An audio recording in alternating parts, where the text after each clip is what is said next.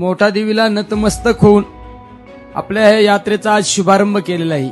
ही यात्रा 16 दिवस चालणार आहे आणि या 16 दिवसामध्ये आपण जास्तीत जास्त गावामध्ये जाऊन त्या गावातल्या त्या परिसरातल्या अडचणी जाणून घेण्याचा प्रयत्न करणार आहे। त्या ठिकाणच्या समस्या काय, त्या ठिकाणी रस्त्याचा प्रश्न काय, त्या ठिकाणी वेगवेगळ्या अडचणी काय, पिण्याच्या पाण्याचे प्रश्न काय, बेरोजगारीच्या काय प्रश्न, हे सगळे प्रश्न जाणून घेण्यासाठी आपण ही जनसंवाद यात्रा, स्वाभिमान जनसंवाद यात्रेचा शुभारंभ मोठा देवीच्या या परिसरामधून केलेले आहे। आणि देवी मातेला जर दर्शन घेऊन आपण आपली ही स्वारी सुरू केल्यानंतर ही स्वारी डायरेक्ट आता दिल्लीतच जाऊन थांबत असते।